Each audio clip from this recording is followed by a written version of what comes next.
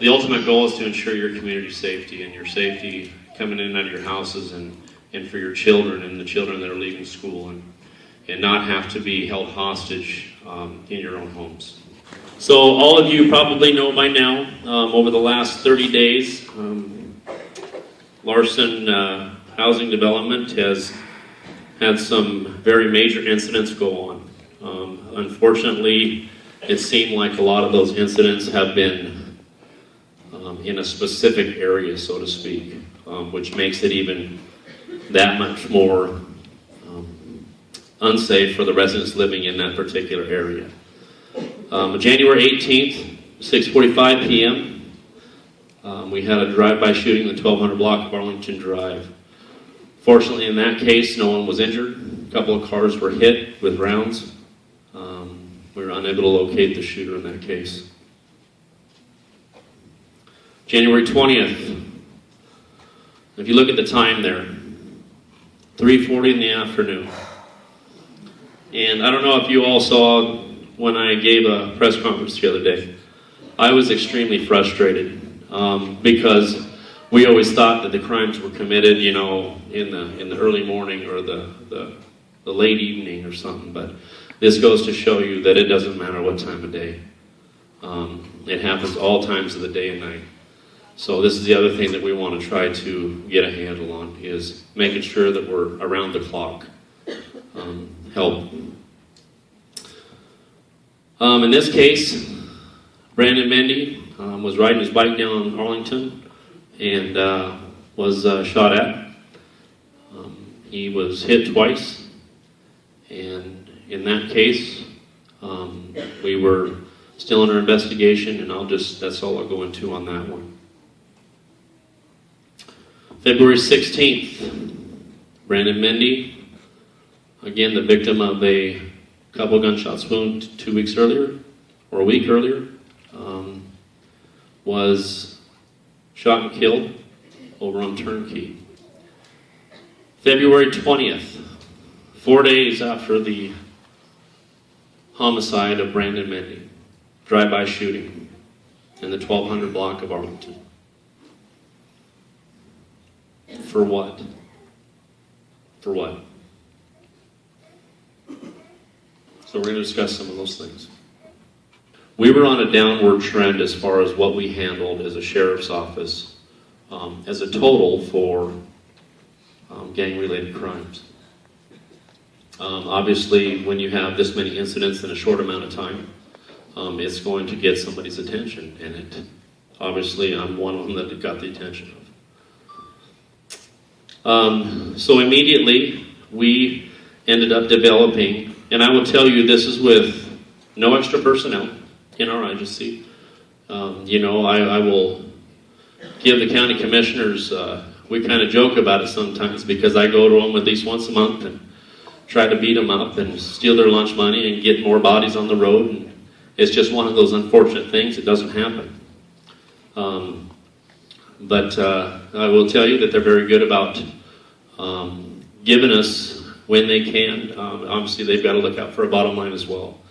So what I did is we did some realigning in our agency to develop it's a 7-man unit specifically to criminal street gangs and to target those kind of things. And I'll go through that on basically what their mission is. So the purpose, obviously, it's committed to reduce violent crimes in Grant County through shared expertise, intelligence, and reallocated manpower. I've already talked about the reallocated manpower. Obviously, we have a lot of folks with a lot of knowledge on criminal street gangs.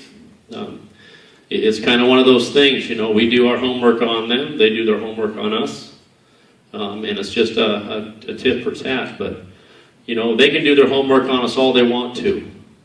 As long as they're not committing the crimes, let them go do whatever they want to do. Or they're not putting fear into people. I'm okay with that. So let people live the way they should live. Our mission, to deploy enforcement investigative resources to address crime problems in specific areas experiencing high rate of gang activity, narcotics activity, and violent crimes. So understand that they're kind of a specialty unit that does nothing but respond to these types of incidents and are very proactive.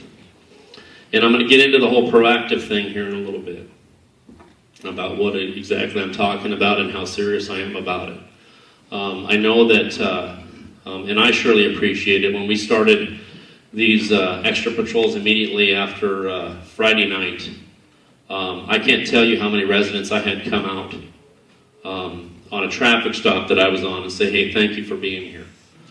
You know, we often don't get a lot of kudos for what we do, and so to me that was very much appreciated by those residents that see that we're trying to make a difference.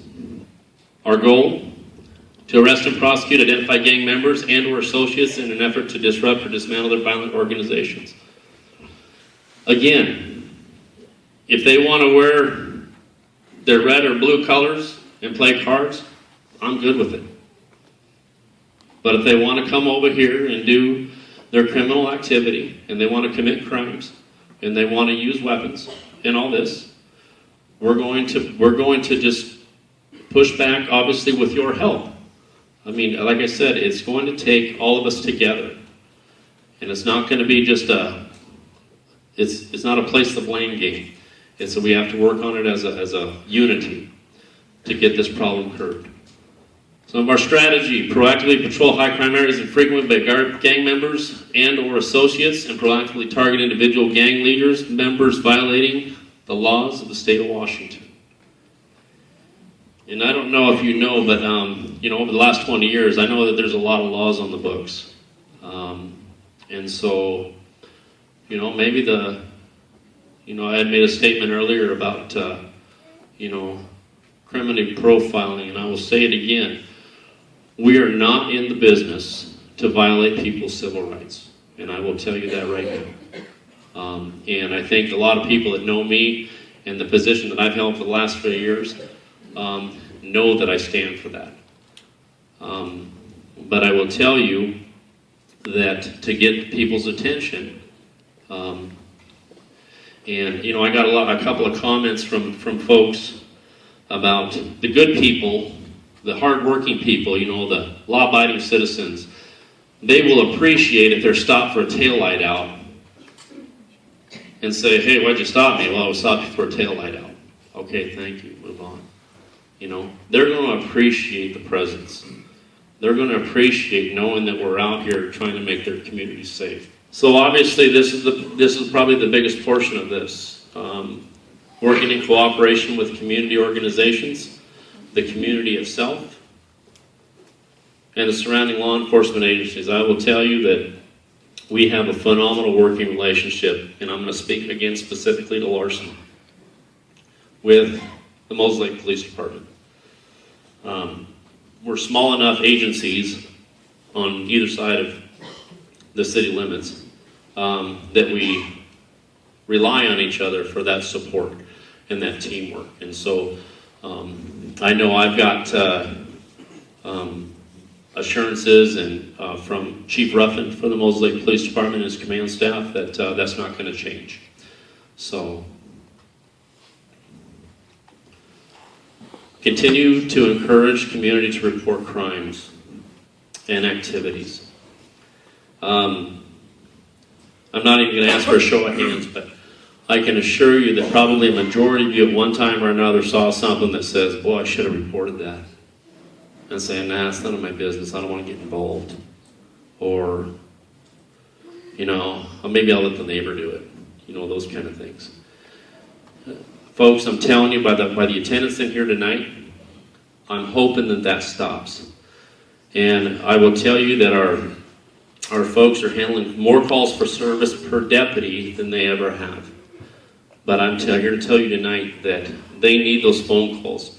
They need reporting in order for us to take action on some of these criminal issues. And encourage the community to be proactive about reporting or covering graffiti.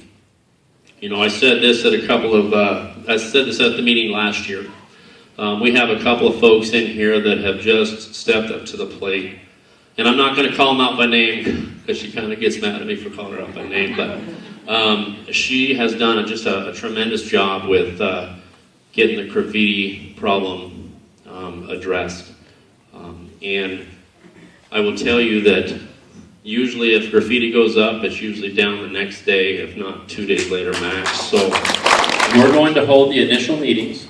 We're going to get, and it's going to be an invite just like this. So I need to know if all of you signed up for the block watch, because we may have to get a bigger facility. But if that's the case, then we will. And we're going to get those folks that will step up into those leadership roles and assign tasks and do all this. And then we'll pass off the torch. Obviously, I'm probably setting us up to where everybody in the county is going to want us to start this. And obviously, we used to have this, but resources are an issue, and so we have to prioritize just like anything else. But I will tell you that Larson is one of the most densely populated areas that we cover as a county sheriff's office, and so I think it's a good place to start. Again, I can't tell you enough about community involvement. Really dig deep and think about it, whether or not you would like to be involved. This is the other thing that we just started looking at today. It's the Grant County Gang Enforcement Strategic Initiative. I know that there's a couple other counties that are currently doing and have success with it. And so, like I said, it's in the infancy stages right now. So we're going to take a look at it and see if that's something that we can go forward with. This is kind of a three-prong strategy, and you can see. Obviously, the first one is outline the enforcement strategy. A lot of agencies are, if you do this crime, we're gonna meet you head to head. I mean, we're going to enforce the laws of the state of Washington as we can, and we're going to be very specific. And that's whether it's a felony, that's whether it's a misdemeanor, that's whether it's an infraction.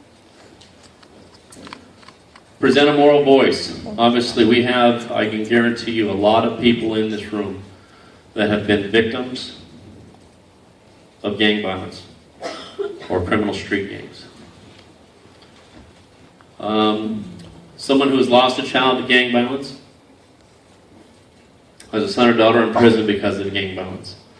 This is just the second prong. And then present the help and hope piece. Obviously, we all know that we can somewhat control the destiny of our children as they're growing up. And I believe that wholeheartedly, that it starts from homes. And I will be the first to tell you that sometimes that doesn't work out. As good a parents as you are, or as hard as you work, or as good as you try to raise your kids, sometimes it just doesn't work out.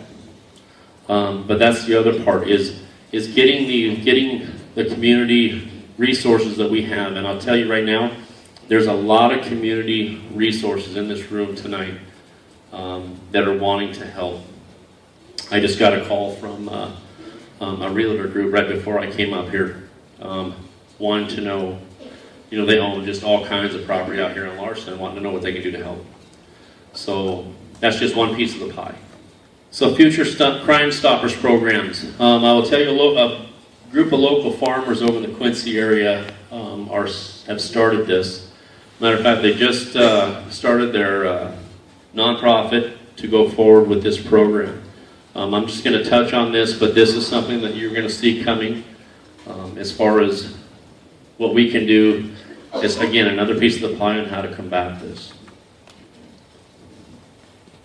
So some of the stuff that this will do for us, and again, I mean us: fear of reprisal, an attitude of apathy and resistance to get involved. It resolves the problem, obviously, by offering anonymity to people who will provide information about crimes, and paying rewards for information supplied that leads to an arrest. People, open up your curtains. Turn your lights on. Report, report, report. It doesn't, you don't have to wait. You're not on block watch. Still report, report. Are you happy with your community? Or you're happy with your neighborhood? Do you feel safe for your kids? How are you going to do it? Respond by reporting, please. Thank you very much. Thank you. I appreciate it. When I had moved this location, because I had heard kind of through the grapevine that there was going to be a good turnout, that are we going to rid gangs? We're not going to rid gangs, and that's not the purpose of me being here. You can come up, sir. That's not the purpose of me being here, but the purpose is to get the community involved in making sure that we're proactive to make your community safe. My name is Alex Swan. The XO for the Grant County Militia, and also a sergeant marshal at Grant County Community Safety. Not very good. That's all right. Just talk into the mic. Yeah. We were given permission from the Grant County Community Safety to put together a citizen patrol. Right now we have 6 people that are volunteers, so three two-man teams, which will be acting as vehicle patrols for the base, as eyes and ears, basically observe and report only. We don't want to get involved into anything beyond that. We do have communication set up through ham radio, and we're basically offering our services to the community free of charge to act as eyes and ears. And also,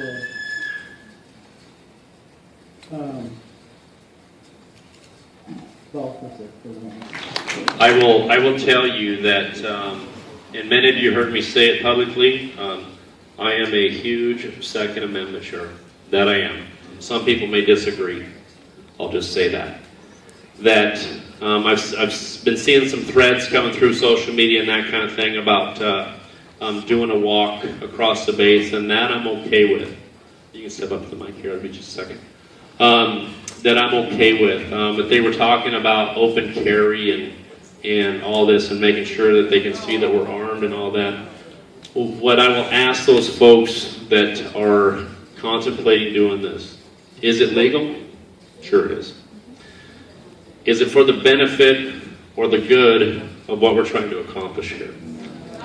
It's not. So I would just ask those folks that are considering doing that to reconsider. Obviously, we're not going to, you're big boys and girls, and we're not going to tell you what to do, but just on a community side, so it's not an alert, just ask to reconsider. Yes, sir. In the 90s when I first moved here, and it was pretty frustrating to get pulled over 2 and 3 times a day, and for nothing, And I'm just wondering, I need more information on that, because I sure don't want to go through that again. I have a job, I'm a business owner, and just the frustration of that is what I'm concerned about.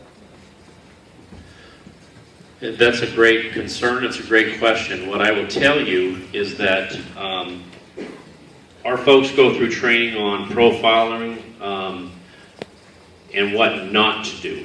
We stop vehicles based on reasonable suspicion. And so I know that the judges and the prosecutor could probably speak a little more to that. But it's a burden that we have in order to be able to lawfully stop a vehicle. So a cracked windshield or a cracked taillight or a broken taillight, something speeding, gives us the authority to stop that vehicle. So our folks know that based on whatever color you're wearing in the car is not a reason to stop that vehicle. So, and we pushed it and pushed it and pushed it, and we're going to continue to train on it, especially now because obviously we don't want to violate somebody's civil rights. That's not what we're in the business to do. Sure. Go ahead. Can I follow up on that? Sir, I think your question is really talking about racial profiling. Pretty much. I mean, I've been a victim of it from the 90s, and it was not fun. Right. For no reason getting pulled over because you got sunglasses sitting on your dashboard. I mean, So one thing to know about Grant County gangs is they're very inclusive and multicultural. So we have no way to profile racially for any gangs. So the members of law enforcement can't look for a certain racial profile to spot a member of a gang in Grant County because the gang members are white, Hispanic, black. That just shouldn't be a problem. My name is Amy Froline, and I have a question to direct, I think to you, Mr. Lee, and maybe the commissioner. My concern is the dedication towards the penalty and not making deals.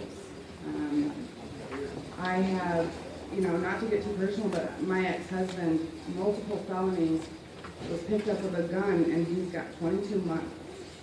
That doesn't make sense to me. Granted, I don't know all the intricacies of the system, but it doesn't make sense to me that someone can be out there carrying a gun and end up serving 12 months in prison. That seems wrong. And so I'd like to know your commitment to both juvenile and adults who are carrying guns. Well, I appreciate that question. So a couple of things. I agree with everything you said, but some background is probably helpful. Before I took office, the Grant County Prosecutor's Office did about 10 felony trials per year, on average, for a decade, about 10. When I took over, that number increased drastically. We are now at around 45 a year. That's a 400% increase in the number of cases we take to trial. Okay? Now I want to put that in perspective. That's almost one a week. We try and do one every week, but sometimes they fall through. We are limited on the number of cases we can take to trial based on the court system we have. There's 52 weeks in a year. We can only try one felony a week. And sometimes you have holidays and that sort of thing that just make it impossible. The point is, we've increased our trial rate 400%, and we are winning almost all those trials. So my commitment is there. And it's not going. Thank you. One second. What was the question? Night trials. I'll tell you what, if you get a judge to do court at night, I'll try the case. For juveniles, it is even worse. You have to get 4 convictions before you go to the Juvenile Rehabilitation Center. You can do very little time. And so when we convict someone, a juvenile, of being a gang member and having a gun, and they get 2 weeks in the juvie detention hall, what message are we really sending them? We're sending them the message as a state, through our laws, that it's not that big of a deal. And that's my problem, and that's why I work with the legislature, because I am as frustrated as you are. I write to them all the time, I call them all the time, because it's just ridiculous. The #1 cause of gun violence in this country is a felon or a juvenile with a gun they shouldn't have, and our laws need to get serious about it. Thank you. I had lunch with Representative Manwiller yesterday in Olympia, and also had a meeting with Representative Warnick, and put them on notice that they may be receiving a few additional phone calls after my meeting tonight. So I seriously, and I'm not joking, they are elected just like I am. I work for you. They work for you.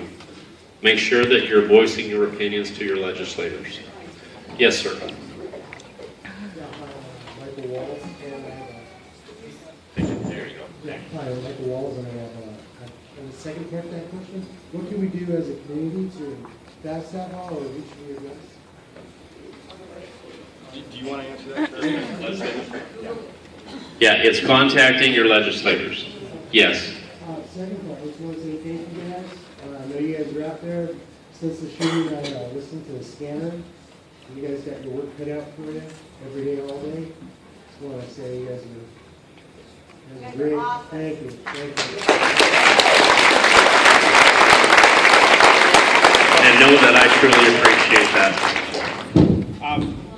Sometimes I get a little excited and I forget to make a couple points because I really care about this stuff, but I want to let you guys know there is a bill right now specifically geared towards juveniles that is a rehabilitative program that any juvenile found with a firearm would have to go through. That's our best option for progress, and the legislature is not currently acting on it. Prosecutors throughout the state are trying to get them. What's the bill number? I didn't bring the bill number with me, but I guarantee you if you call them and say, do something about juveniles with guns, they'll know what you're talking about. What's the max penalty in the bill? We've tried to get the legislature to do the max penalties up, and they just haven't. It's about getting them to focus on these people with the guns. That's our first option right now. Yes, ma'am. Hi, my name is Dorothy Chandler. First, I want to thank you guys. I live 2 doors down from you, and anytime I've had problems, you've been right there. But the question I have for the judge is, I've had a juvenile, or I do have a juvenile that's in gang, and we've had him in and out of juvie, and he has, every time they have cut him a deal, and he has done very little time. He did that clear all the way up till he was 18. The very last time when he was a juvenile, he was supposed to get the max, and they decided not to give him the max for being in there, for gang violence, and theft, robbery, whatever else you could possibly think of. And he knew he would get out because of the fact that it was too full in there, too many bodies. So they put him a short deal and turned him loose. If there's so much overcrowding in the juvenile system to where they can't keep the kids, you know, what do you guys intend to do about it?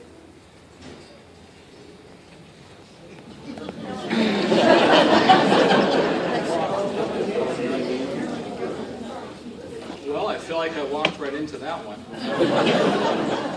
Just to give me 30 seconds of background. Again, my name's Tyson Hill. 6 months ago, I was appointed as one of your district court judges, a brand new position, because we had enough cases going through. They needed a new judge, and that's me.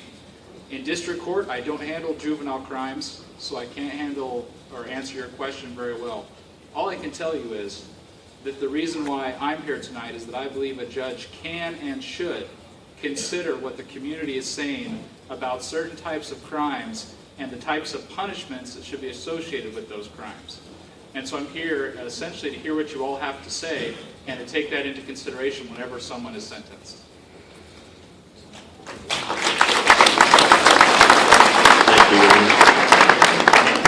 guess what the bottom line is, I'm trying to get across is, if you guys are doing your job and they keep keeping kids loose with a short sentence, you know, what do we intend to do about it? Because it just makes your job harder. I hate to make it as simple as this, but my responsibility is your safety. And with that comes putting boots on the street, getting patrols active in your neighborhoods, doing all this. I can't be concerned because I would be just as frustrated as you are. My name is Maria Patterson. I guess all you guys know as my mama, so you guys have her here.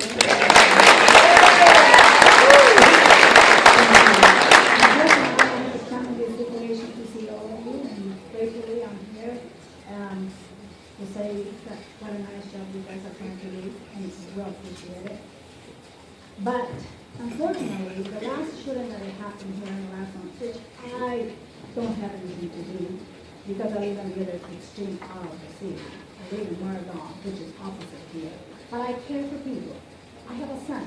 I want him to have his kids being in the church and outside in the garden and play. This is my goal. But we call. We have a group of people, I don't say male or female, because it's a group of people that care about the community, all of us. And they banned there. They banned gang members before, and they got out of there because they didn't want it. They didn't want it that life. They have kids. They want to live straight and full of life. They want to have a good credit so they can have a house, a car, a dream that they can that come true. Those people are helping me, and I'm trying to help you guys. The last year that happened, we made a phone call at the office here to prevent it. How do we know? I won't let you know. Because unfortunately, ESL is my second language. I ended up here in this country to learn another language is the gang members. I'm learning because I work with it. I work in a public service. I want to get in the word, or probably you guys already know. But I work radio, and I see all of it. I treat them with respect.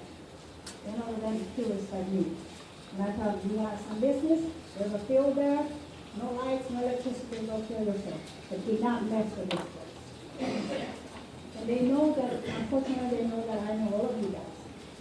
But I would like to know what other phone numbers that we can have available to talk to somebody prevention this shooting, because it could have been prevented.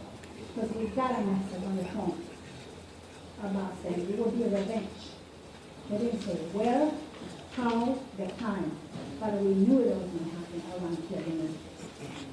And this, well, there's a phone that we can call besides the office here, besides the non-emergency phone that I have to call. I don't call because I wanted to call. I want to call because I want to prevent it. And then the lady said, like she said, call, inform. We're trying, but unfortunately, a lot of people don't want to listen to us. They want names. How can we tell names if there's something else that we don't know? It's coming up on the phone. There's another one that is a line there that's specifically for them. You can go and look at it if I can find out the website. I'm trying very hard. You know, and there's something about student things. You can see everything. And it's amazing. Like I say, I like to help and I do my best. I don't call because I want stuff to do. I tell people I want my safety too. All the time when I go to work, I pray. I pray to be safe. I pray for him to help me out so I can help somebody else who's on the negative side. I have 2 gang members, and this is last year in radio. One came from the one door, the other came from the other door. I was in my room, mopping the floor in the store. And I say, you're not going to fly here. I said, get the hell out of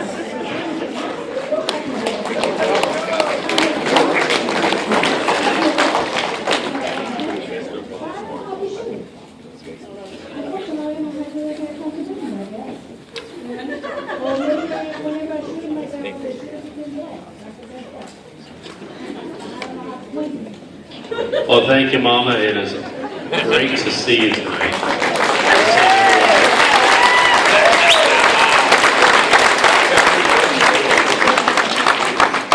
And I will tell you that the director of MAC, and I won't point her out tonight, is present in the room tonight. And she's probably going to have a discussion with me after I tell you this. But I will tell you that obviously you folks know when the time to call 911 and when the time not to is. Some people, unfortunately, abuse that system, but that system is there for a reason. And what Mama was saying about, a message directly related to some criminal activity such as a recent shooting, I'm sure the dispatchers would not mind if you had to call 911 to relay that information to a deputy to be able to follow that up on. So I may get corrected after that, but until I do, go forward. Perez, most of you guys might know me from the guy in the corners, Larson. A couple of things. One, every time I've called, it's taken forever for a response. And I'm sure most of you guys have called and figured that out. 2, when they do get there, we are treated like a suspect. That's the part that I don't get. And I mean, you can go back to 911 and probably hundreds. I tease my neighbors saying if there's a red light when I call. It comes up and they say, oh, it's him again. And that's how I feel when I'm talking to 911. So most of the times I just call the non-dispatch or the non-emergency number, just, let you guys deal with it. Why not leave one officer out here? And I can say in absolutely no disrespect, but we also have other areas in the county that are bad that are 70 miles away. That get they get shootings, they get stabbings, they get all kinds of stuff. And so when we get called and the resources have to go because of the personnel issues, then it sometimes takes, and that's when we have to lean on our counterparts such as the Moses Lake Police Department and those to to respond in somewhat of a timely manner. Obviously, calls like dogs barking and stuff like that, we're probably not going to have an agency come and assist that for us. But the priority stuff, we hope that we're not an hour out for an emergency situation. I've got a priority for you. I do the crossing guard with the kids. 3:30 when the kids get out. And every day I'm out there and they're racing around the corner. I don't know what it's like over at North here. Same way. And I had stopped an officer once. I said, you know what? Park right over there. I guarantee you're going to get somebody. And he did. So, like I said, one officer, that to me just seems the right way. And I get that you have to cover a lot of area. So what I'm hearing is that you don't have the manpower. You don't have... And that's why in the short term, like I just discussed earlier, we're hopefully going to have that saturation point here in Larson to be able to respond to the needs of the community until we can start working on a long-term solution. Okay. Yeah, thank you, sir. With respect for the badge, I removed my hat in respect. I was one of the first citizens of this community to express a token of appreciation for your response to this last shooting when you were there at the firehouse. And I reiterate that. I'm a grandfather, and at any given time, you can count 20 kids in that general area. And the shooting that the kid was chased and injured, there was 2 4th graders that had to hit the floor right there in that area. So I do want to reiterate the token of appreciation for the response. I also want the community to know that I live 5 houses away from this, and at any given time in an hour, there's 2 to 3 cops that go past my house. The patrols are still going. Anywhere from Crown Vics to Dodge Chargers to Blazers. I mean, they're there. My question, since I've been on this, is since this last shooting, the patrols have increased here, what's being done where they're at to chase them off? They're not comfortable in our neighborhood here lately, but what's being done to make them uncomfortable where they're coming from? And I guess that's part of the intelligence portion of it. Obviously we don't know where every single citizen here lives in what community. I know that several communities in the county are represented here tonight. Same thing. Hi, my name is Jody Truman, and I've lived on the base on and off since I was 5 years old. I bought the house that I grew up in I bought the house next door to the one I grew up in 15 years ago. 12 and a half years ago, I opened an in-home childcare in my home, and I still continue to run that childcare. And in the last 7 days, I have lost income because of the crimes that are happening out here because people are afraid to put their kids in daycare out here. And I don't blame them. I'm okay with the decisions they're making because I'm not sure if I had a choice, I wouldn't be making the same exact decision. I appreciate the people who are staying loyal to me and are keeping their kids there because I promise I'm doing everything to keep them safe. I'm abiding by all the laws of child care providers and so on and so forth. I just want you guys to understand that this isn't just impacting people as residents, it's impacting businesses too. This is the only way I can make a living and be able to be home with my daughter who has a disability without having to be working outside of the home and having to trust somebody else to take care of her. Because I am educated and I can go to the job if needed. Second thing I'd like to say, and some people may not want to hear this, and I'm going to say very kindly, very respectfully, but the number one thing that we need to do in this community is we need to clean up. Years ago, people didn't have junk cars in front of their houses. People didn't have 5 loads that needed to go to the dump in their yards. People did not do that because the county didn't allow it.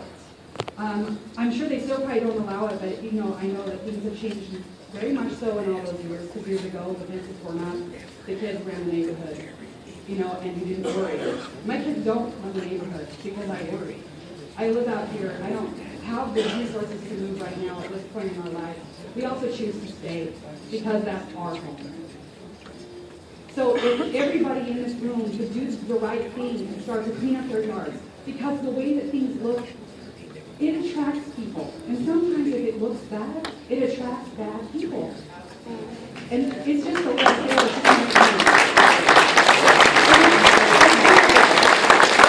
because you can't do it on your own, I know that there is many churches in this community who would stand up and they would come out and they would help. There is many churches. I look around this room and I see pastors, faces I know, that are looking for community service projects for the youth groups, cleaning up graffiti, taking out trash, whatever it may be, doing car washes to raise money to pay dump fees. If it's because you cannot do it because you do not have physical resources, because you're disabled, you're elderly, or you don't have a truck, reach out to your churches, people. They are going to help you. They will not tell you no. They're dying to help their community to make it better. That's what, forgive me, but that's what God wants. He wants us to help each other. So just understand that I know my church talks about it every day that I'm here. My church is already out here on the base. They're already out here. They're not offering hands out like my pastor said. They're offering hands out. They want to help people improve their life. And if that means that we have to back up 7 trucks and pay dump fees, I'm sure our church will figure out how to do it. I guarantee they will, because I know them well enough to know that that will happen. Absolutely. So, anyways, that's all I have. Thank you very much. I wanted to make a quick statement on her. It's folks like that as well as everybody in here, that is the reason why we're taking this stand and we're moving forward. And I'm going to tell you right now, and there's a lot of witnesses in here, a lot have left, but there's a lot of witnesses in here, that this isn't just lip service on my behalf. And those that know me and know what I stand for know that to be the case. And this is the case, that it's time to move forward, it's time to get united and do the right thing. I'm one of the admins for the Facebook page Space Watch. I do what I can on there. It's time to put my foot down on people bad-mouthing other people in the department. With my mom's the next step to be sheriff. I have a lot of respect for you guys. My question is, what happened to curfew? When I grew up out here, I couldn't be out of my own yard, or I'm going to have my mom's partner coming up, pulling me over, hey, you better get home. I'm going to escort you home. Find the parents. Kids are out past 10 o'clock, it's fine, on school night. They have school. You start making these parents pay. They need to enforce their children to be there. If it's not the parents, take them to Judy. Let them spend the night in Judy because you're out past 10 o'clock. You need to be home. I'm going to defer that one to Prosecutor Lee. I will tell you that we used to have curfew, but the reason why it's gone. Don't you just love lawyers? The reason we don't have that in Washington really anywhere anymore, my recollection, is because it was found unconstitutional by our elected Supreme Court justices. Boy, do I wish. Yes, it is countywide. Yes. First of all, I want to and I'm Jim Reed, and I've known Tom since he was a patrol deputy out on Road M. And I've been really reluctant, like the gentleman before, hey, there's a red flag going up when I call. When I was living in California, Yuba County, which has a high gang population, and at this time I got a nephew in the hospital in a coma due to drugs and gang violence. I've got a stepdaughter that her mother kicked her to the streets at 12 years old. She had a special needs child 3 months after her 15th birthday. That child is going to be turned 18 next month. So I'm not new to this. But when I was in California, the deputies used to bring in, when they had a new deputy that they were training, They brought him to my area, and they gave him a bad time because I would gather groups of potential gang members, and I'd stand right in the middle of an intersection. And I would talk with them. What these kids need is communication and some love.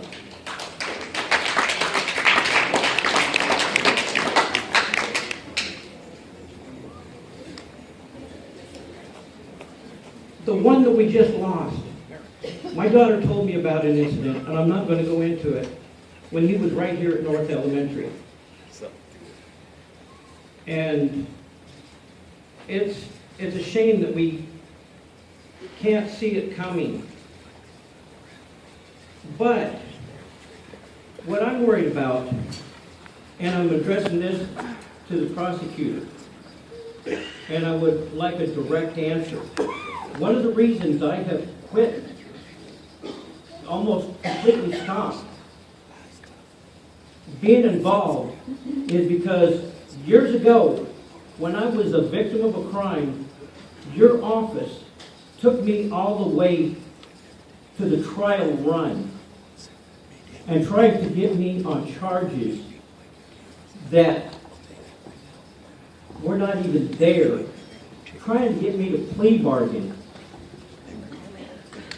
Because I had a long list of contact with law enforcement, and that was because I was an involved citizen. My name is Christy Moore, and I am a Basin kid.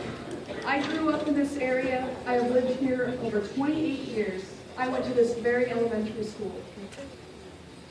I want to come to you today as a community. It takes a village to raise these kids. Our biggest problem growing up was not so much that the parents didn't love their kids, that didn't give these kids guidance. These kids didn't have the support system that I was lucky enough to have growing up.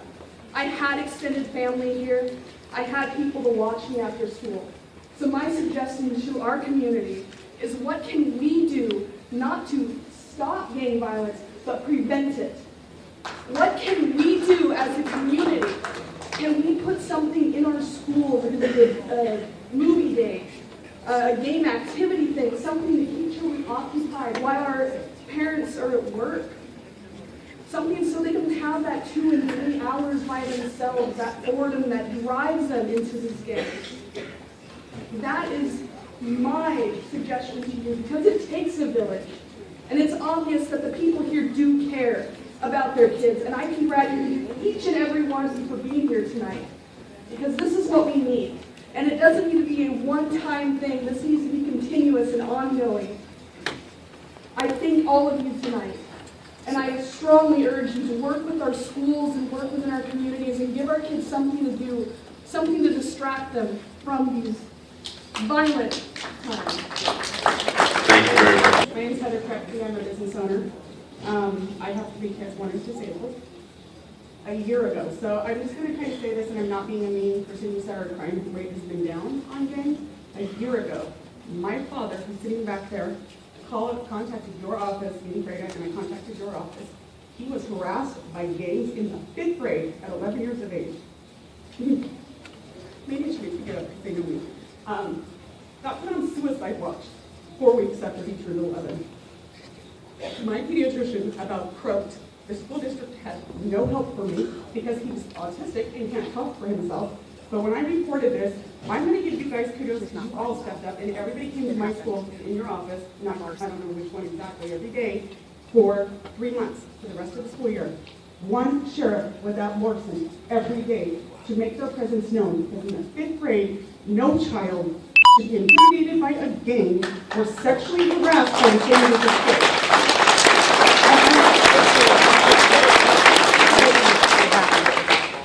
March, was it the 15th, I think? I got notified that my son was put on suicide watch for 6 weeks, was not left, to be left unsupervised. So the only place he went was to Special Olympics. These are his coaches. They were with him the whole time.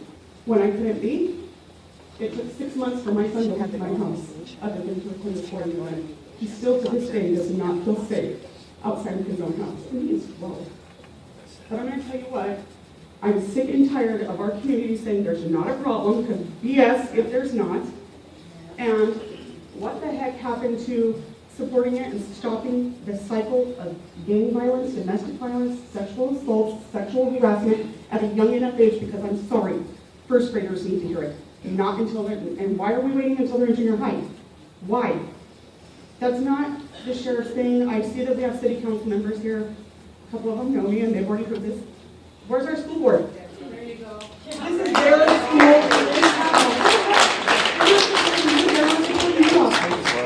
And I don't think it's fair. You guys are doing a great job.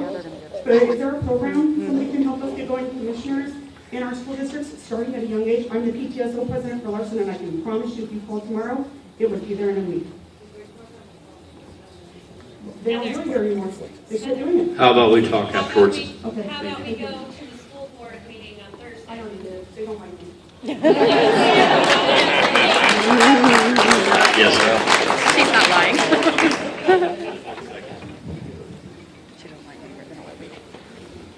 I just wanted to touch base on that briefly.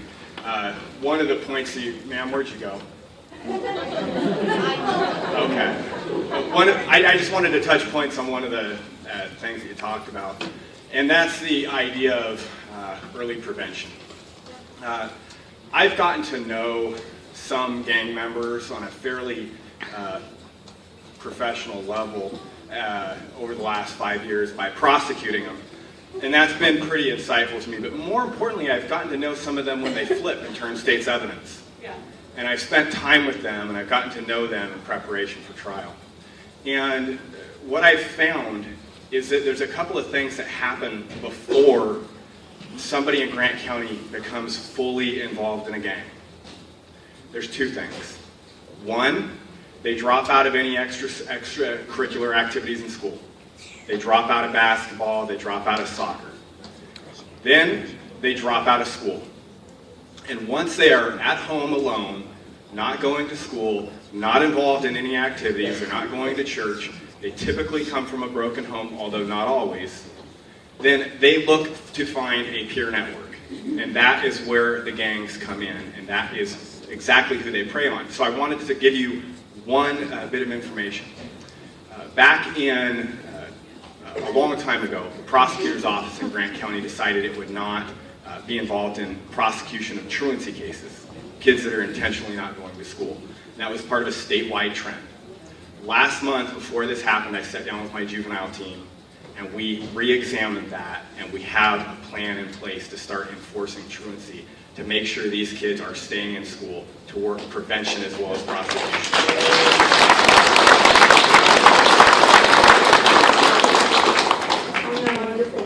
Speaking of that being the case, I have a 21-year-old nephew currently serving crime time over in Yakima. Same consequences. School district did nothing to help. My sister constantly was contacting the wonderful sheriff's department, was at her house on a regular basis because she wanted help. He's serving time because he's a known gang member. Huge time because he turned to gang violence because the prosecutors didn't help my sister. It wasn't you. You weren't in office yet. It was prosecutors didn't help, the juvenile system didn't help. The only people that ever showed up to help my sister was the sheriff's department. He is now a huge felon, gangbanger all the way, and honestly, I wouldn't be surprised if I'm not sitting there at a funeral here shortly, because as soon as he gets out, I'm sure it's same thing. So you guys, it's serious, and they're a great family, and it still can happen to anybody. The sheriffs really will be there to help you guys, and I'm hoping, since you two are here, that means you guys are going to step up when a mom calls and says, I need help, because I think my kid's going down that route. Somebody needs to stand up and say, I'll help you. And that's why we're here tonight. Yes, sir. My name is David Garza. I would just like to say that I hope this new initiative you guys are having does not turn and target any kind of motorcycle enthusiasts or motorcycle clubs. I ride in Pro Brothers Northwest, and I'll openly say right now, I'm the president of my chapter in Northern Lake. Hey, you guys are my favorite guys, man. Just want to say, to let everyone here know that not just my guys, but you know, your local clubs here, we're pillars of this community. We help out when we can. We're all law-abiding citizens. We all pay our taxes. This ain't charming California. It's not Southern Anarchy. We're good people, and I just want to say, whatever you guys are doing to stop this, I hope it works, because we don't support any violence whatsoever. We want to see this stop. I got an 8-year-old kid turning 9, and the last thing I want to see is violence with my own family or anybody else's family. But just on that note, I hope everyone comes to realize that the guys in leather, we are just as much like you as anybody else. We just grow beards and write hard names. I appreciate you guys being here.